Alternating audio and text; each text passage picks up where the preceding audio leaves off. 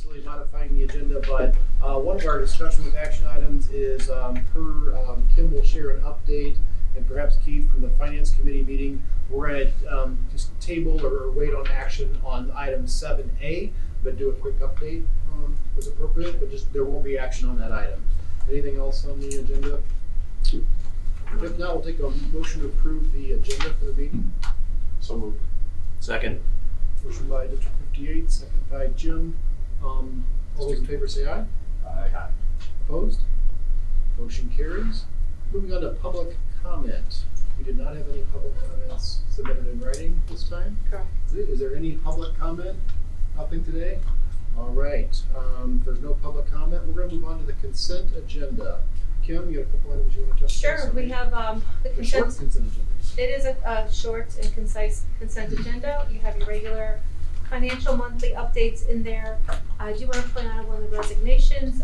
Our tech director, Gina Geyer, had resigned her position last month, so that's in this month's resignation. And then really exciting is our goal ball tournament. You'll have approval in here, seeking approval for our kids to go to the goal ball tournament. If you have never seen a goal ball, it is pretty cool. Yeah, it is. It's for our vision impaired students. I was over in Amy's district last week, and the little kids were learning how to play go ball. And it's for our vision students. They wear a blindfold for those that might have a little sight, and they play on the floor in the gymnasium, and they kind of send the rubber ball bouncing, and it has a bell in it, so they have to listen for the bells, and then they have to position their bodies to block the ball from coming in. My understanding is at the high school level, those balls be at 20 or 30 miles per hour, and it was really neat to see. So that approval is in there as well for your consideration, and that's a quick summary of our consent agenda. Okay, nothing else from now for Rachel. We'll come back to the financials later. Mm-hmm. To share. And then everybody has the bill listing, interim checks, and voided checks. Anything? I'm sorry. Okay, if there's nothing else from or any discussion or questions, I'll take a motion to approve the consent agenda. So moved. 99. Second, 33. Second, motion on 9, second by 33. Any discussion? Okay, if not, roll call, please. District 45, Yes. District 48, Yes. District 58, Yes. District 60, Yes. District 63, Yes. still not here, District 66, District 68, District 88, District 94, Yes. District 99, Yes. District 180, still not here, District 201, District 202, Yes. District 205 is absent, District 20, Yes. District 25, Yes. District 33, Yes. motion passed. Okay, thank you, Singa. Okay, we also have approval of minutes. On the minutes, those were provided for you. Does anyone have any questions or comments on the minutes? If not, we'll take a motion to approve the open and closed session minutes from September 18th. So moved. Motion by Mizar, is there a second? Second, District 20. Second, Omar Basile. All those in favor say aye. Aye. Opposed? Motion carries. I'm just going to raise a question. Do districts have approved minutes from the previous meeting under consent agenda, or is it you don't want to do it as a separate action item? I'm only asking because we said, I know this isn't protocol time, but we always have it as a separate action item. My district approves them under consent agenda. Just curious, really quick, or anything we can do for your separate? We're in the consent. Consent? Separate. Ours are separate. You guys just split right down the middle. Never mind, I even asked the question. Trying to move the consent. You'll let me decide, huh? Yeah. Thank you.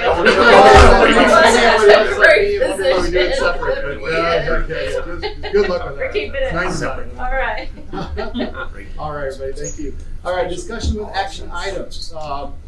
Here's the Medicaid cost settlement, so I'm going to turn it over to Kim. Sure. And Keith and the committee. Just a really quick update. Finance Committee met a little bit before our committee today.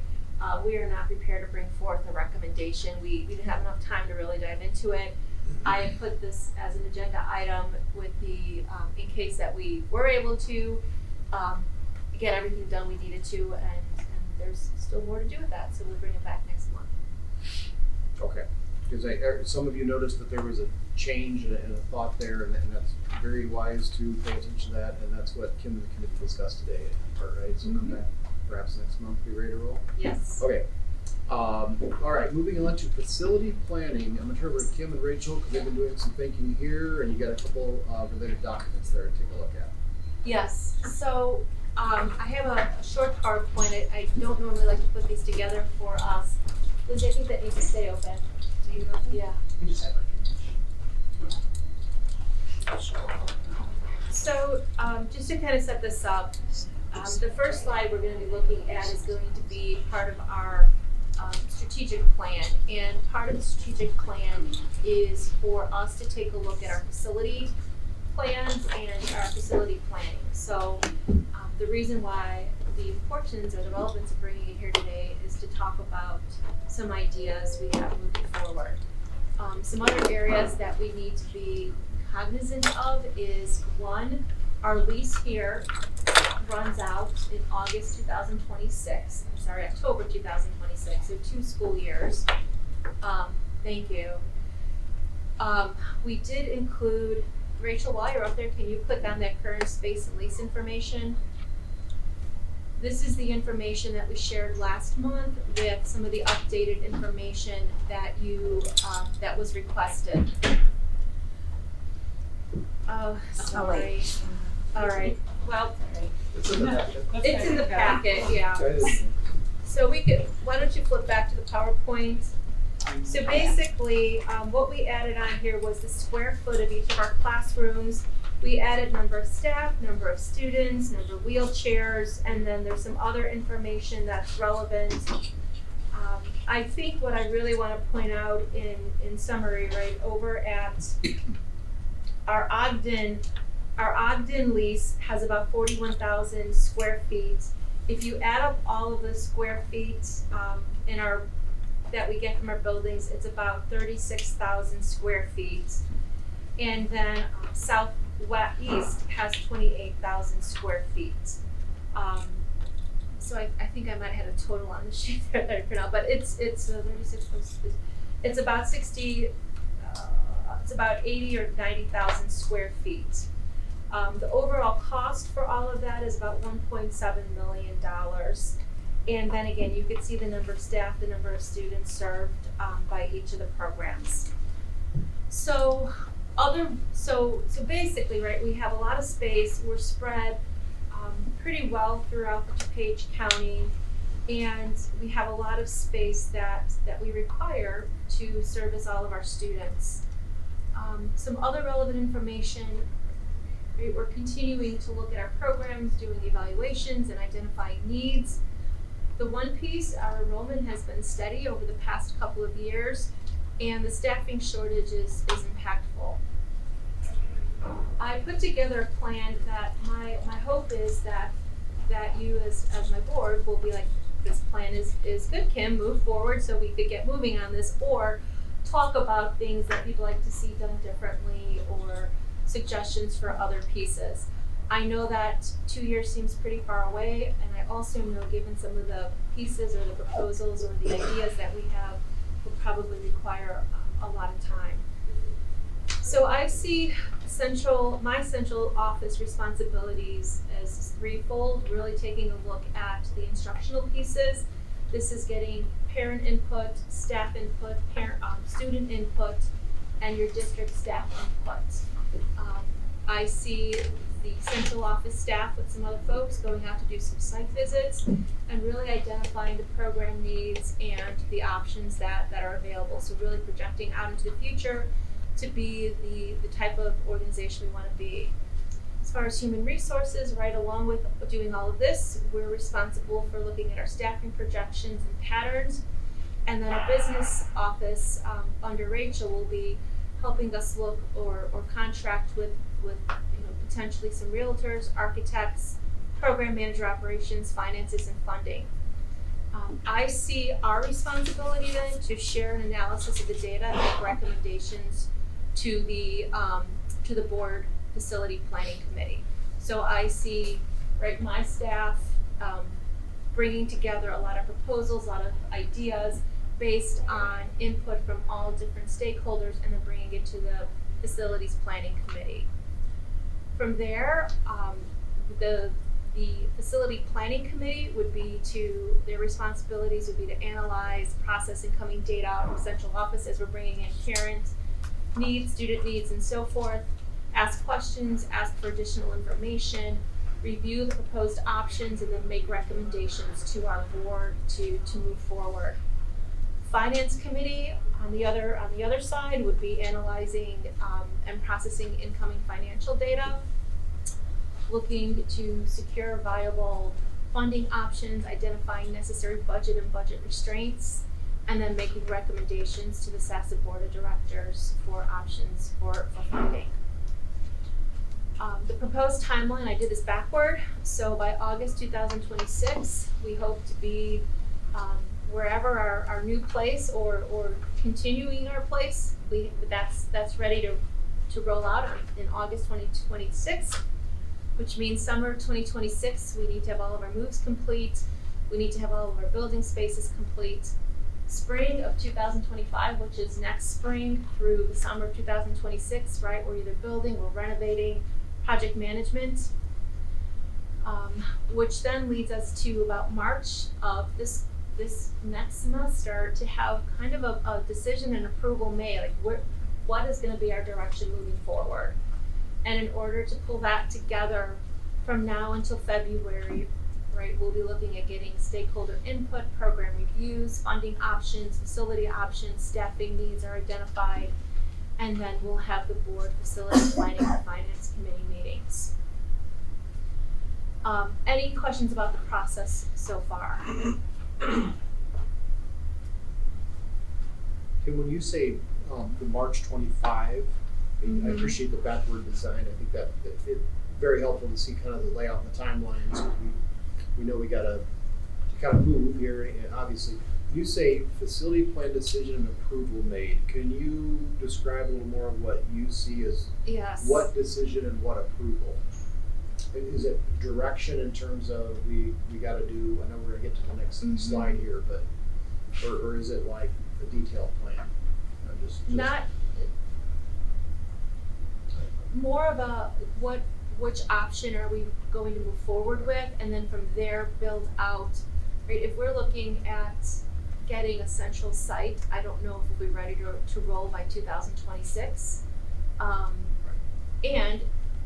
But you never know, right? So once we have the direction to which we'd like to go, pretty much we're all in agreement with, we have the green light to start pursuing that, then we can start pulling it together. Yep. So following the October, so by March, we know a clear direction of what we're doing. We don't know exactly what obviously things are going to look like in details, but just we're going towards the A, B, or C. Yes. Yeah. Okay. I just want to make sure. So I spent some time meeting with my team to look at some proposed options. One option is to keep everything the same, right? That would be, we continue to have satellites throughout the DuPage area. We continue to have Southeast, and we continue to have some form of a central office or a space for itinerants to be. Another option would be to have one central location. It would be a big building, everybody would be together, but that would be another option. And then a third option might be a combination of both, where we might build out central office to include more of our lower incident students, and then still have some satellites for our visual and our visual impaired, deaf, hard of hearing students who are integrated. Some of our students that are experiencing success with integration in the gen ed classroom. Here's our area. I know we all know this well. If we were to look for a place, right here's kind of the middle. If we were to look at a central location or a different type of building, right, that's kind of right where that would be in the middle of everybody. Just thinking about, right, keeping everything the same. Opportunities, right? All of our students, most of our students have access to general ed peers and programs, the district partnerships and the building partnerships have been wonderful. There's more options available to our families to be a little bit closer to home depending on where the classes are and part of a school community. Some of the obstacles to this model, leadership capacity. Our leaders are moving around a lot. We have some staffing limitations where we might need to add additional staff because we don't have anyone, if there's only 1 or 2 classrooms in a building, we could only pull from those 1 or 2 buildings versus a central office or bigger place. Program oversight and fidelity of our programs is difficult to manage. Technology in as many districts as we are proves to be it's an obstacle. Annual moves and then hidden costs and communications are some of the obstacles. If we were to be in one central location, opportunities, right? Better program fidelity, oversight, transportation, efficiency, centralized infrastructure, more of a unified staff as well, or SACID staff. But obstacles are inclusion, perception, financial commitment, and significant change management. And then if we were looking at two combination, we kind of have both of the obstacles and some of the opportunities as well.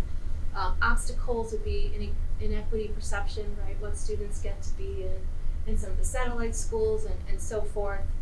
So it's really more of a combination of the two. So again, I know I'm going through this really quickly. I know my audience. I certainly could share more details. I think for me, being able to start talking about this and getting information and getting input and being more organized to get us to this decision, I'd like to start being able to do that sooner rather than later.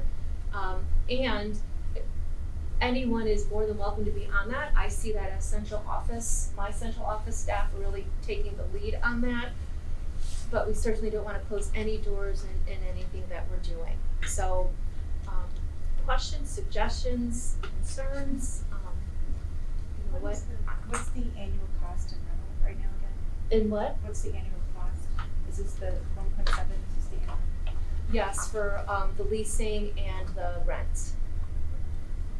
Given that option 3, the combination, Mm-hmm. what types of programs do you envision being in the centralized location?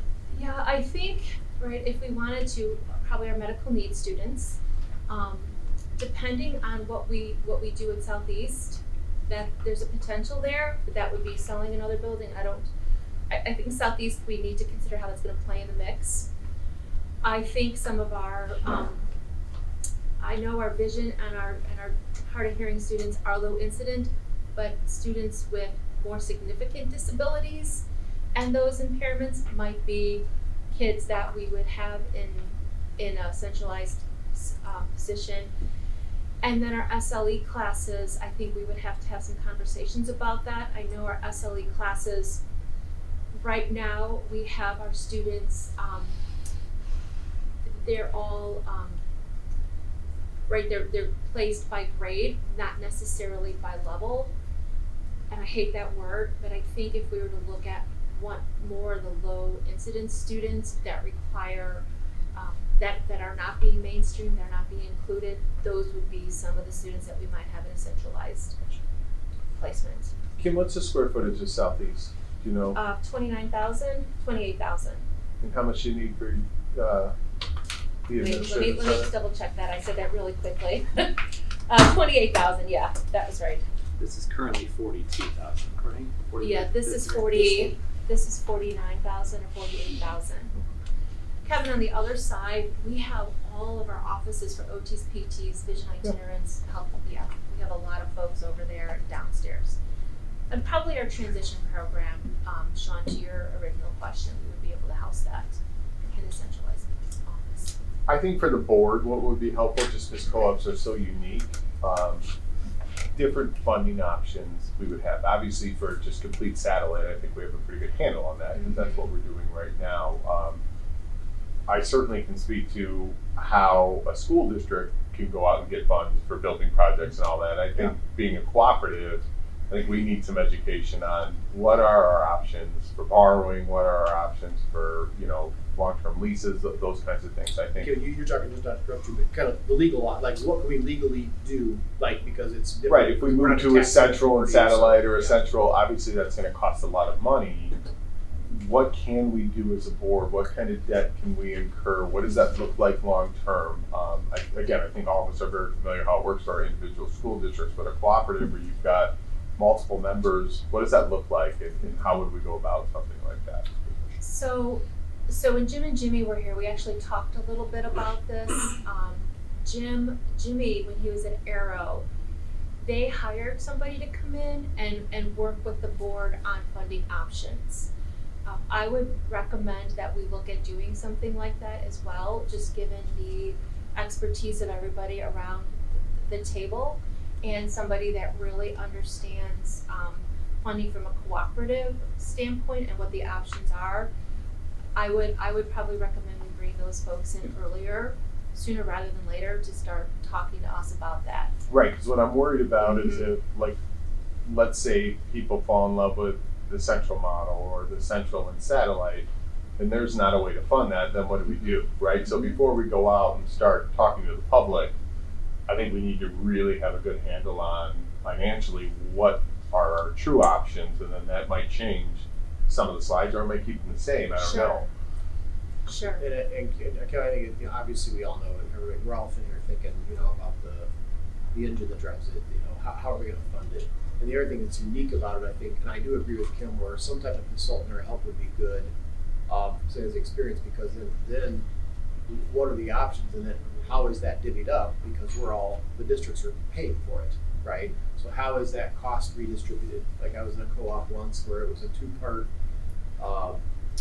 two-pronged method that included EAB, because there was such a mass discrepancy in my old region, a power plant district, and we had the poor, and then you also had huge discrepancies in size, which we have that in this room as well.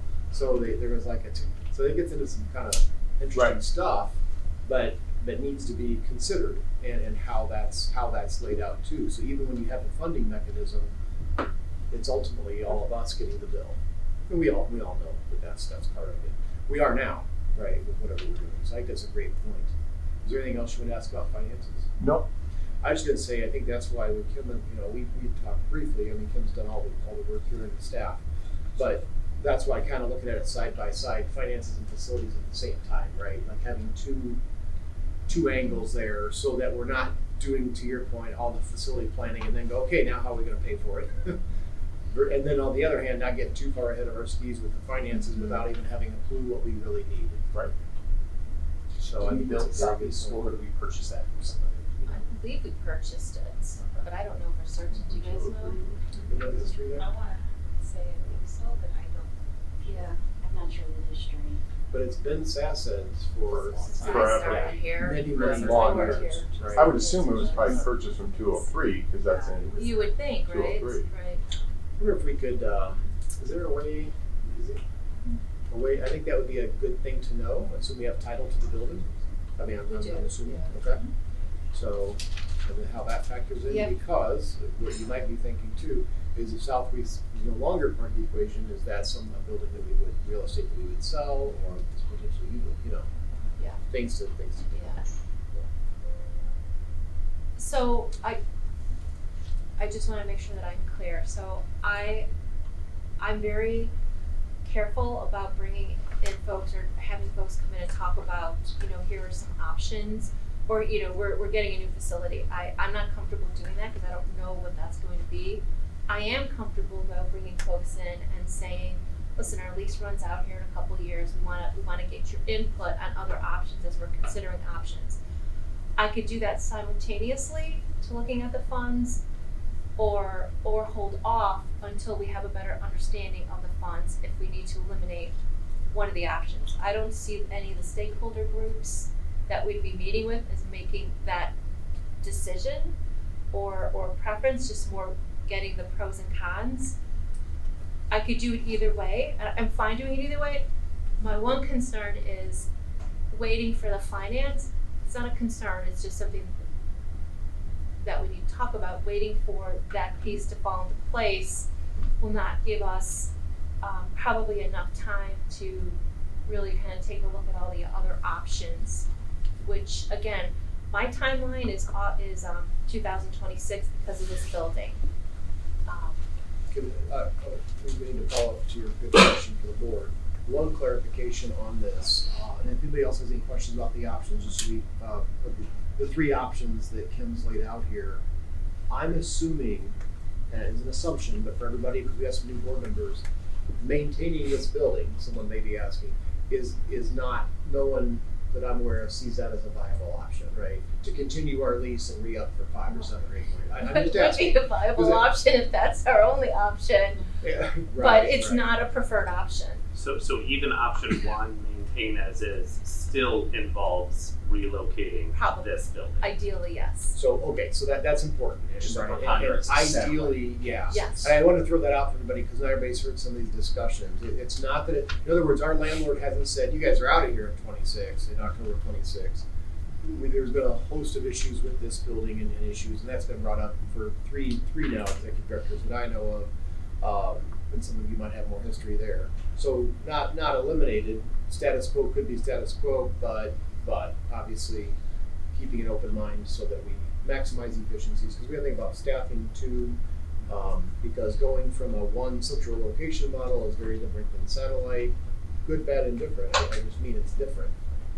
It's a different, Maybe this different is- model. Maybe this is more of a conversation for the facilities group, but just to be clear, so we're talking, there's well over 100 staff in this building right now, is that correct? Am I Yes. reading it correct? Okay. But prior to having this building, those staff were all dispersed.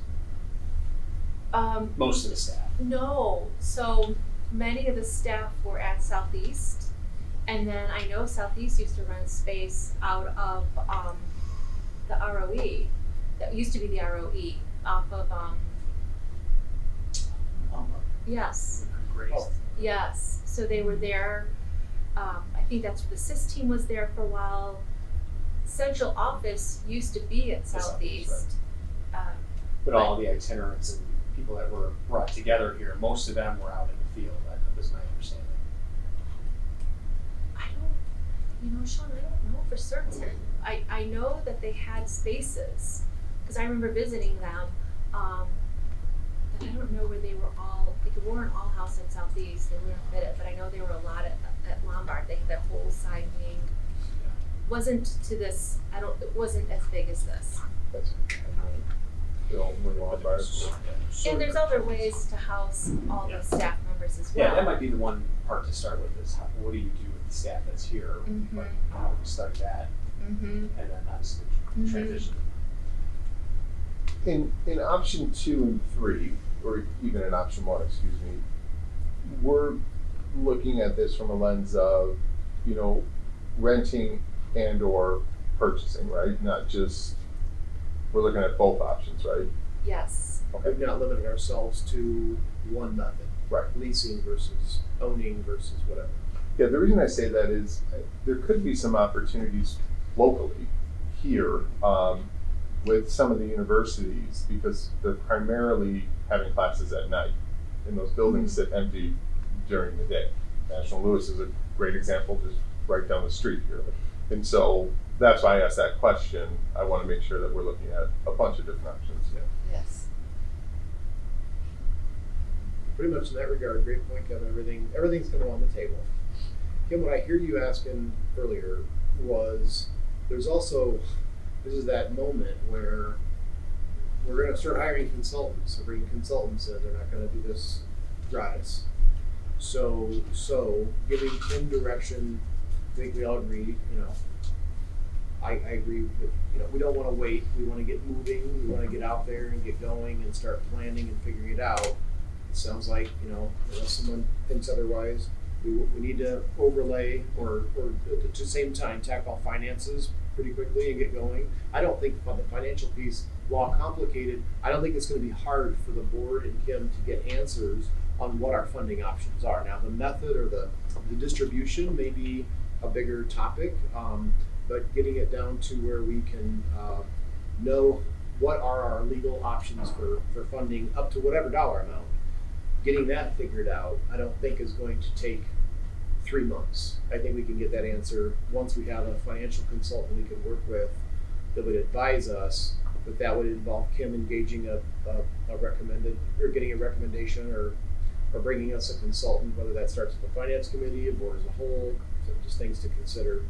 And then the facilities committee is where the heavy lift and time is gonna be, right? That's what it feels like to me. Mm-hmm. Equally important, but one's got probably pretty short-term answers. We're not the first co-op that's figured out how to purchase, lease, build, centralize, decentralize along the way.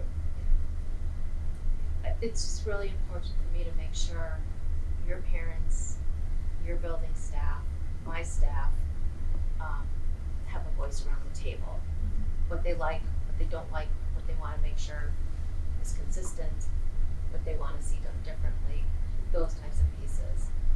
And I think based on their information, their feedback, could probably come up with it fitting into any of these scenarios. It would just help us form that a little bit better.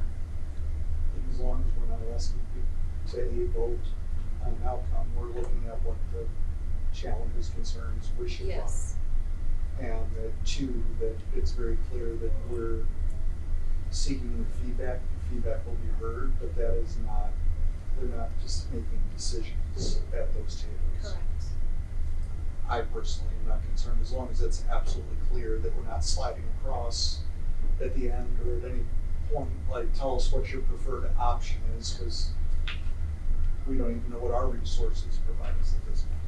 Yeah, I would hate to word what you were saying another way too. I would say we're not delegating that decision to a bigger committee or parents or staff, but their feedback is really important, right? To be But just the like goal you is to any hear of us them, would be. but it's hear not them. to Yeah, because help. ultimately we're the not helping ones, us make the decision. we're the ones Yes. that have to own the whatever it costs and go back and be accountable for that. So that seems important. So no, well said.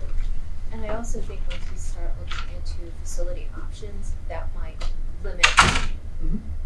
some of these options as well. For sure. But until we start going out there, I'm not able to say that with certainty. I think you laid it out there really well. So let's just for a few minutes here, we'll keep things moving, but give Kim some direction. Let's get any thoughts out there. We've all got a lot of experience, you know, but we ultimately, I think, if I'm in Kim's shoes, I want to walk away today knowing, okay, I got a couple tasks here for the next 15, 30 days, whatever. We're gonna get some financial guidance and help, legal guidance as far as that goes, perhaps. So let's talk about that first. Does anybody have? I'd like to know what Kim's ask is of the board, like what would you like to be authorized to, what would be your plan A? And if we can agree with Kim's plan A, I think we're done here. Yeah. Rather than us come up with the plan for Kim. I'd like to be able to get resources, referrals from other folks that have worked with realtors in the area to work with me on looking at options, and I'd also like to look at somebody to come in and help with the funding options. I know Jimmy had a recommendation for the funding. I'd like to be able to vet them and then bring them and move with them and then let you know who we're working with at the next board meeting. I'd also like to start getting some dates on the calendars with parents, students, and staff to start asking some focused questions. You know, as we're looking at strengthening SASSET's programs, again, I don't even know if I'd go through the options. It would just be, what do you want to make sure you keep? What would you like to see done differently? And then bring that data into helping us inform these recommendations.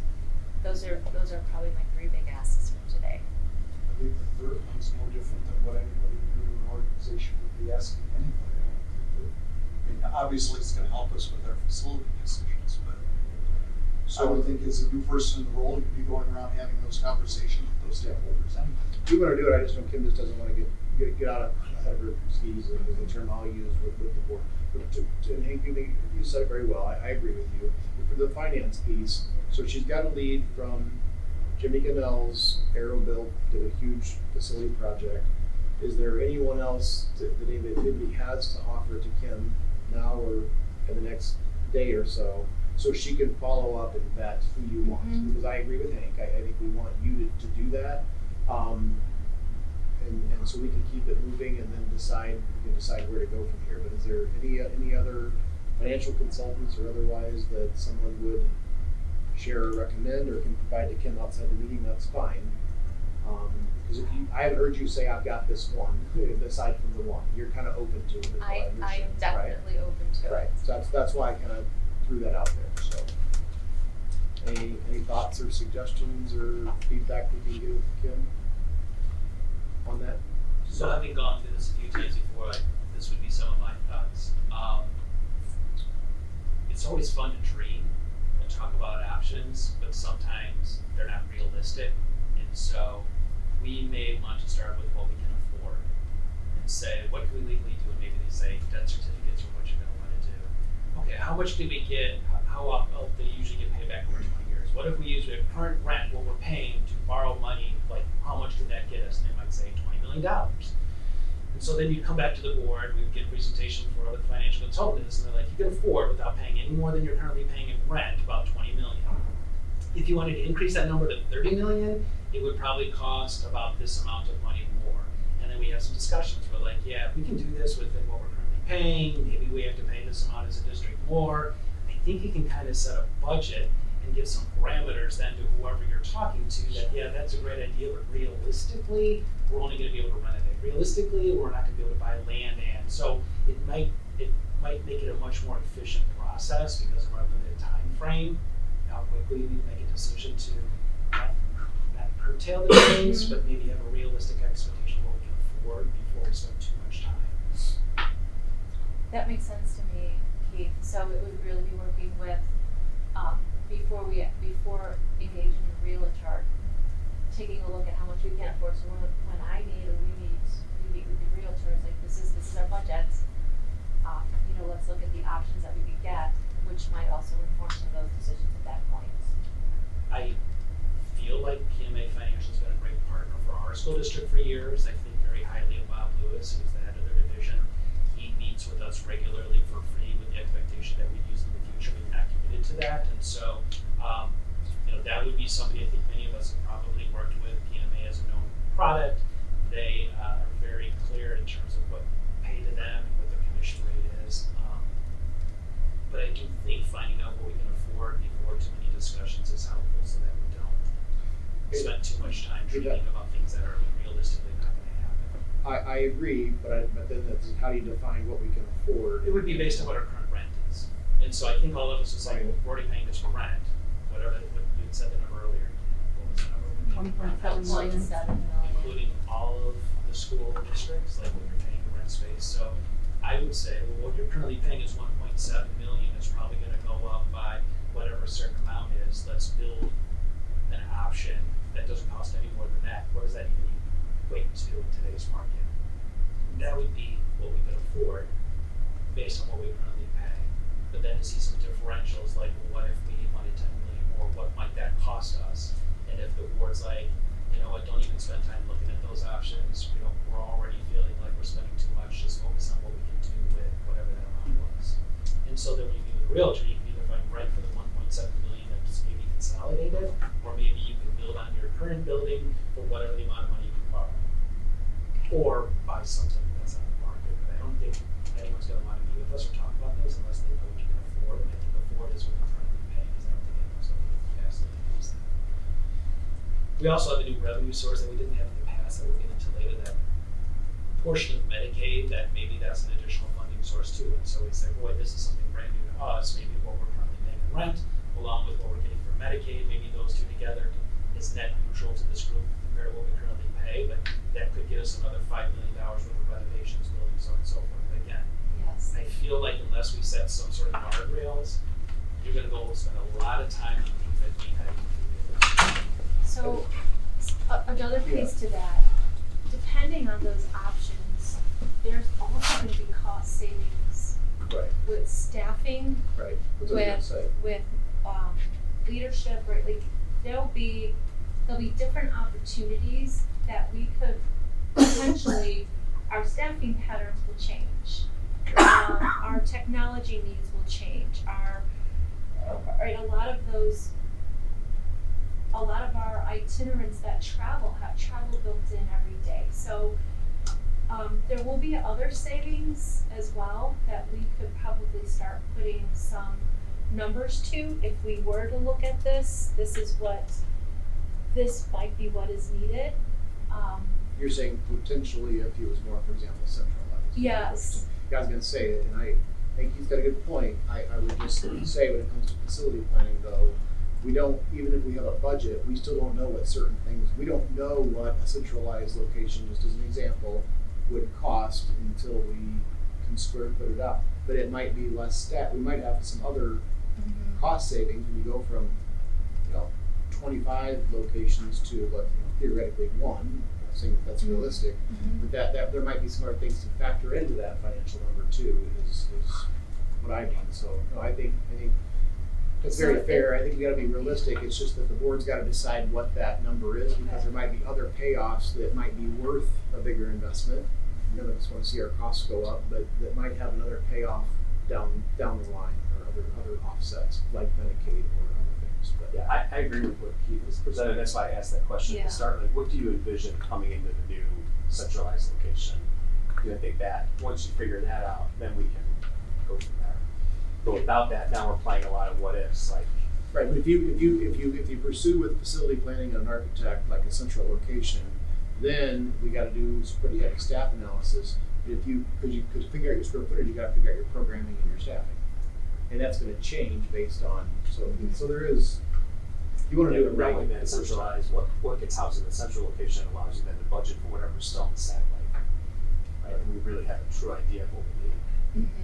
And those just might be differentials of 10%. I'm not talking huge. I think if you need the realtor, they're gonna say, what can you afford? If you need an architect, they're gonna go, how much can you afford? Like, until we can start to kind of put some Sure. parameters, maybe based on what we're currently paying in rent, I think that's where you start. Okay. And then they might say, oh, if you're able to find $200,000 in cost savings because centralizing, then you can add to it. Oh, we might be able to use this.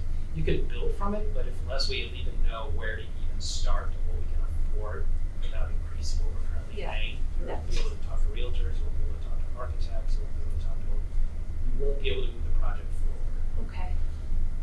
What is the ideal square footage? I know you said we have about 80,000 square feet to get into building. Yes, it's about 90,000. It depends. Because there's going to be additional big costs if you go centralized, right? Correct. It's not going to come, hey, look at all these great rooms that are perfectly matched to our needs. There's going to be some other infrastructural costs associated with that. Yes, or different ways to look at the way folks, their workspaces look a little bit differently now also. So I think that there's differences in how we would do that. I don't know if everybody needs a cubicle, I don't know, but that would be questions that I'd wanna ask, staff, what's an ideal workspace for you? What's ideal, what's manageable, what do you absolutely need? Those types of pieces. But as a baseline, Yeah. would be 1.7 million in the budget, 80 to 100,000 square feet. Talk to Yep. some people, say this is what we're looking for. It could be one building, it could be multiple buildings. This is the location that would be ideal. Tell me what you have available. I think it's a good starting point. I agree with you. We've got to establish some sort of parameters. I think we can knock that out within a couple of weeks, but that at least would be some idea for the committees and conversations. Sure. Because there's nothing worse, having lived it firsthand, than building incredible design and then later finding out, oh, we can't quite afford all that, and just feeling the air gets sucked out of the room. That this is still better than what we currently have, and it's a great solution, but they saw that first picture. And so just try to eliminate having to scale back for everyone's dreams. Yeah, we get the sense that we're trying to build a huge, if that's the end game. It's hard for me to fathom that we end up building from ground up, some building or entity, as much as this world can change over a period of time. 20 years is a very short span in the building's life, and yet a lot can change in 20 years in a special ed cooperative, right? And just things we need to be kind of mindful of too when it comes to that. So I'm gonna take us back to the financial piece real quick. So Keith brought up PMA, seems logical. I would throw out, Liz Hennessy and Raymond James with a working relationship there. So it's the same type of service, but just to have, and I can talk to her and just say, is this something you would be interested in pursuing? But PMA is probably more likely to have done something like with Cooperative just because of their size and their reach. But then that would give a couple of options. Anybody else have anything on the financial side to offer Kim so she can vet and pursue what she just just used with your referendum, right? You recommend that? The group that we use with our referendum was more for, after we decided to go out to referendum, how do you sell the referendum, how do you Okay. pass the referendum, so Who do they're you use not for the finances? The sell the bonds? bonds. Oppenheimer. I had my Yeah, referendum at the same time we did, we were Raymond James, there's Bernardi Securities, there's PMA. Yeah, there's options there. that we Okay. can talk to. Elizabeth NBC is really good, and I think. Top notch. Top notch. And I think, Bob Lewis at PMA is top notch, and sometimes they're selling the same product, but how you Yeah. connect with them, so you might want to meet with them and just see feels better. Okay, And then do you know who Jimmy's was? It doesn't matter right now. if you don't we know. have it, yeah. That's okay. She was with PMA, it was Tammy Beckman. Oh, Tammy, sorry about that. Okay. Any other thoughts? Anybody in the referendum world? Okay. Raymond James. So we're comfortable, Raymond James, who is? That was PMA. They're doing a bond sale for us this spring.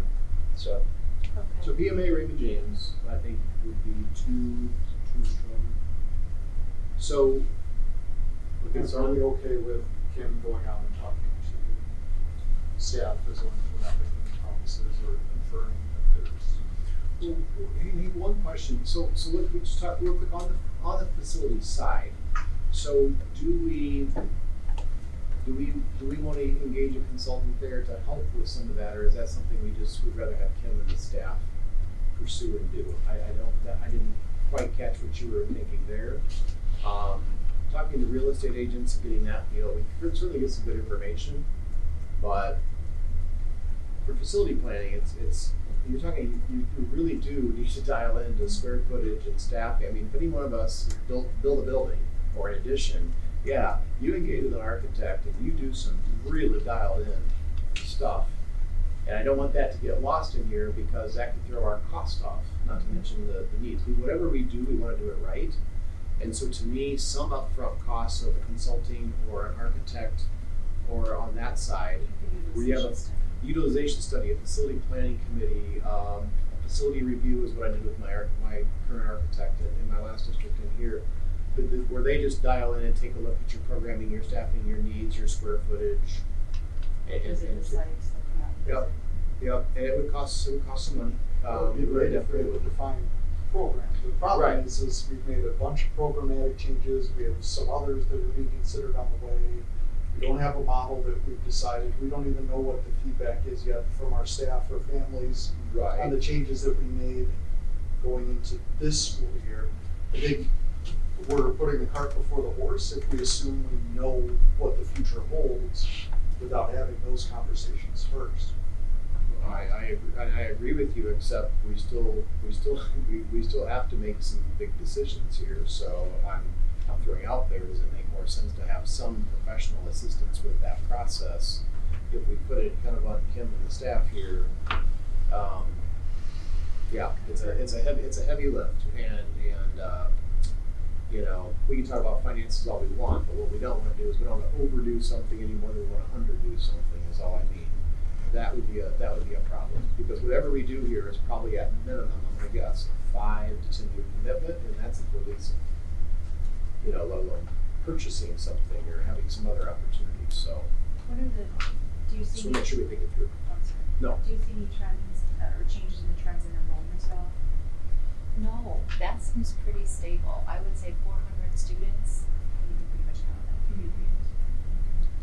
Dropped for a while, but it's seems steady there.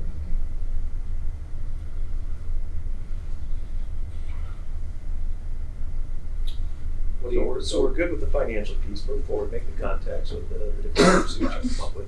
Many of them will talk to you for free anyway. It's just a matter of telling them what you need, what you want, and they'll work with you and come back to you with maybe a plan on how to do something. So that part I think you're clear on. Yes. And then the other piece of that is the feasibility study, basically.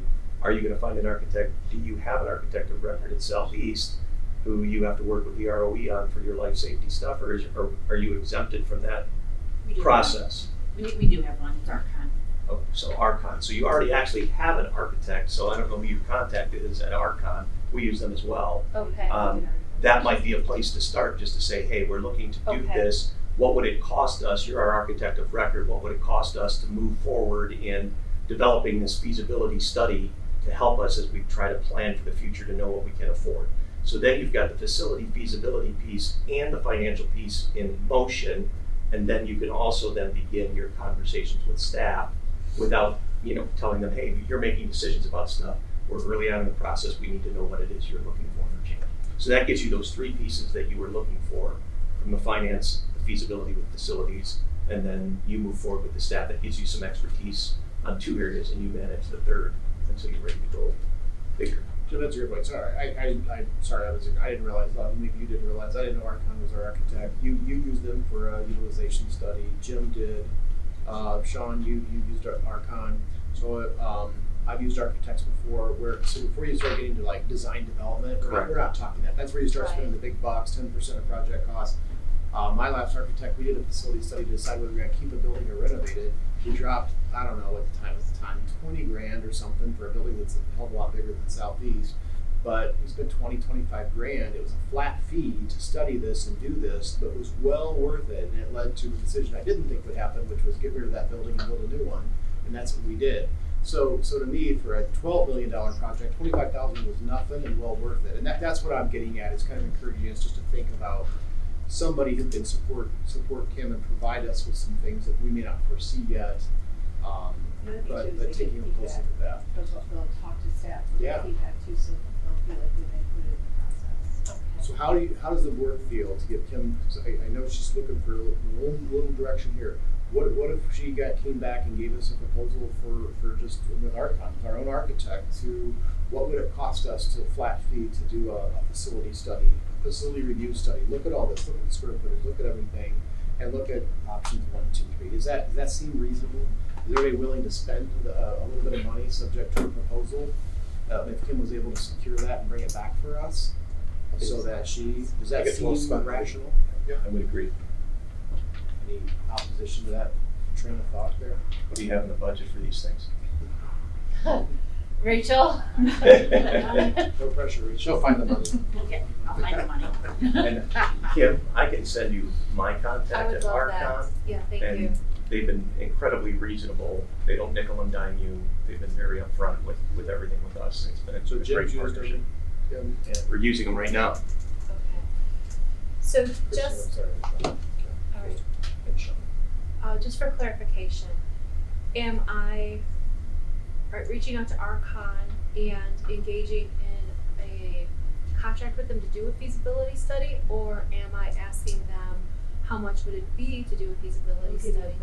They'll give you a proposal. Just Okay. take back Tell them to what you us want. For a proposal Got it. that you probably would want to get board approval on. Okay. And laying out what you think you need based Okay. on what you've laid out here in our discussion. And, Okay. yep. Tell them to be nice. Okay. All right. So feasibility, and then work with PMA and or Raymond James. Yep. Okay. Okay. All right. This is great. And PMA similarly, right? I'm working with them to get a fit for our organization, somebody that understands co-ops, and then bringing back a contract to this group or moving forward with them. Do you want to start with just doing the utilization study first and coming back after you get that information before you start working on the financials? And I'm just wondering if maybe we don't want to be concurrently spending money on both when you might be able to dial in PMA more clearly if we have a clear path forward from Okay. the utilization study. Just a thought. I would do them concurrently because we're at a tight schedule here, and so you're gonna need the money, you're gonna have a plan, get them both working on the project, and then at some point, we'll try and get in when they say during the plan development, what can you afford? You're like, this is what I can afford, instead of saying, I'll find someone to tell me what we can afford. It doesn't cost you anything to work with the PMA, it just say, hey, what do you do? We need your partner for this, what do you think we can afford? And they'll probably just do it for free, hoping to use somebody to do the actual marketing of it.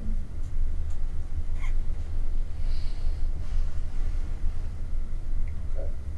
Kim, anything else for now? No, not for now. No, good. Okay. All right. This project sounds like it stinks, but you peeling back all of these options and working all this, you will know SASIT better than probably anybody already has. So it's a lot of extra work, but I do think in the end it's gonna pay off. That understand all I the love moving parts. doing that, like, I love doing this, right, I haven't done this before, so information in regard to PMA and feasibility studies is helpful, and just those steps of guidance, but I'm excited about this, I know my staff's excited about this, and if whatever the result will be, again, if we stay where we're currently, or doing things, it'll work. So this is exciting stuff. All right, so we've got a couple financial Okay. advisor options subject to some of those parameters, and then also we'll pursue cost for a proposal from Archon. Mm-hmm. And you share this and lay it out with them as well.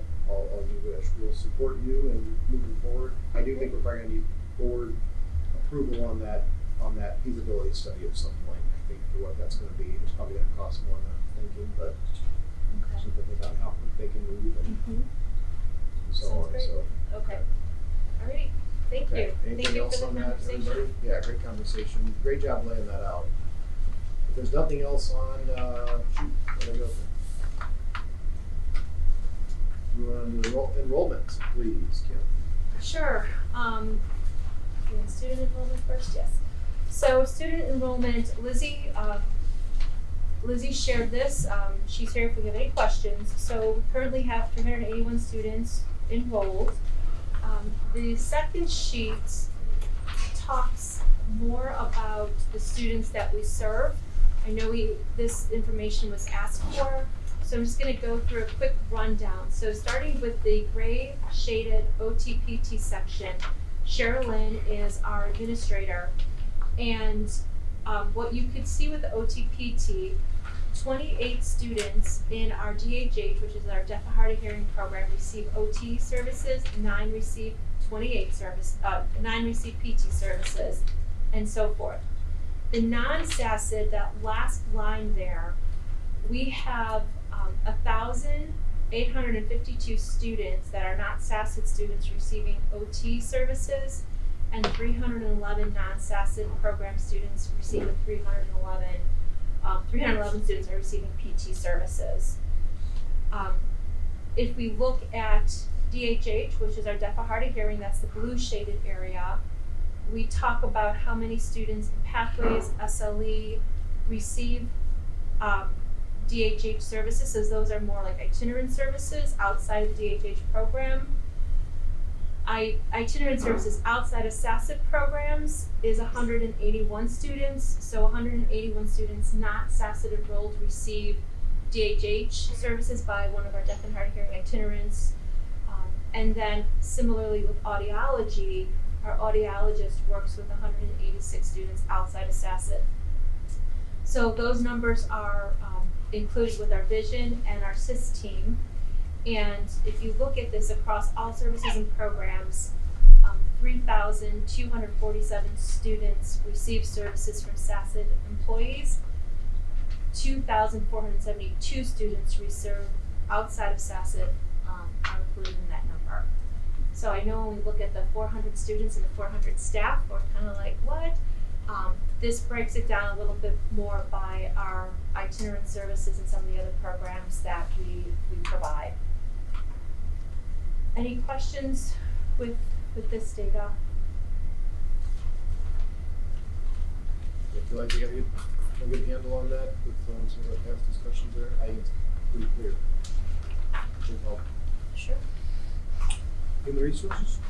Yes, so Julie also has shared with us the staffing board report for this month. We currently have 26 unfilled positions, which is up a little bit from last month. Last month we had 23 positions. It's up a little bit because, actually our staff numbers went up a little bit. We found errors in the IEPs, where we had, I believe, 5 or 6 students have a 1-to-1 and it wasn't listed in the IEP, so we're still working on filling those positions. Overall though, it isn't going to, we don't anticipate that having an impact on our current tuition because we still have unfilled positions that we're not necessarily looking to fill. We've been able to move forward without them, so we're currently at 26 positions open. Any questions with the enrollment or the staff enrollment? All right, strategic plan. All right, just an update. I shared with you the communication plan that was developed based on a lot of feedback that I received from staff. I won't go through that with you. You have it there. Bottom line is really trying to get folks to follow a protocol, who to contact for what, really just kind of honing in on our conversation. And as our needs continue to grow, the plan will also continue to change and be a little bit more fluid. Also relevant to the strategic plan update, in addition to facilities, doing some nice work with our culture committee, looking at ways to engage staff in activities that we normally haven't had SACID-wide. So we're excited about that, but things are moving along pretty well with that. Any questions? Then we got board committees. We had one member of the board who had requested a change, I think, last I knew. I think everybody Yes. else we thought was fine, but please take a look. Yes, this is the final list. I did put This is it. potential meeting dates in there for the planning committee. I may cancel the one on the 25th, but let me think about that a little bit more as I put some thoughts together and so forth. So more to come with that. Then finance committee has dates built in. as well, Yes, they right? do. Yes. Okay, is everybody good with the committees as presented then? All right, we will move forward accordingly. Please plan accordingly. And then classroom lease agreements. Yeah, so this is an update. First, I want to thank everybody for spending time with me talking about the draft addendum. I'm working on some changes to the addendum based on conversations that I've had with most folks. And my next step is to bring it to the special ed directors meeting Friday morning. And hopefully we'll get that to a point where I'll feel really comfortable bringing it back here in November for, I guess we would be moving to accept the addendum, or I'll word that the right way, but that would be my hope. The big pieces have been nursing, which I know we'll be able to work through, and then, exactly what does inclusion mean, and added some pieces in there about making sure that SACID is responsive to your needs as well, as far as making projections in a timely manner, making sure that buildings have our class numbers at least and our staffing numbers at least February, as early as February, and then providing updates as we move forward. So Lizzie and I have been working a lot on ensuring that we are also following procedures as buildings do when it comes to projections. So that should help tremendously. Come back to that in November. If you have any individual questions, I know a couple people did follow up to make sure your questions or concerns are ironed out along the way. All right, anything else before we go into closed session?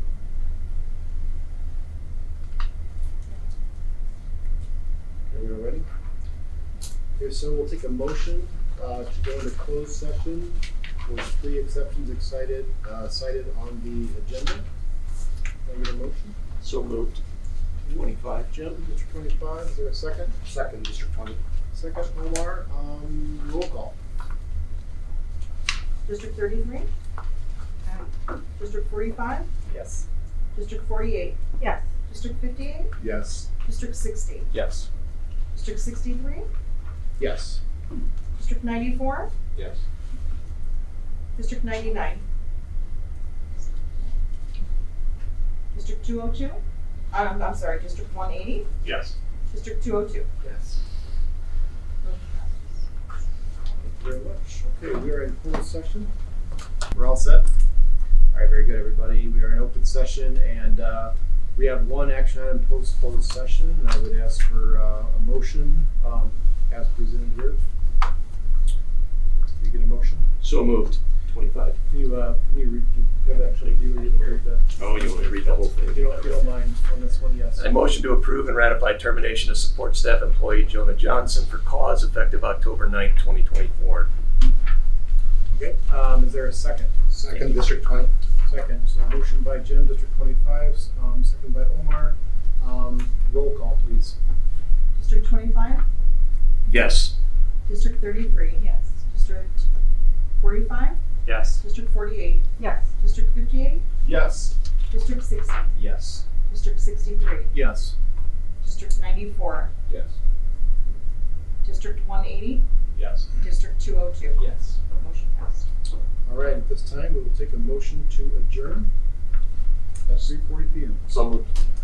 Dr. Russell, is there a second? Second. Second, Dr. Vincent, Dr. Jansen. All those in favor say aye. Aye. Opposed? We are adjourned. Thank you, everybody.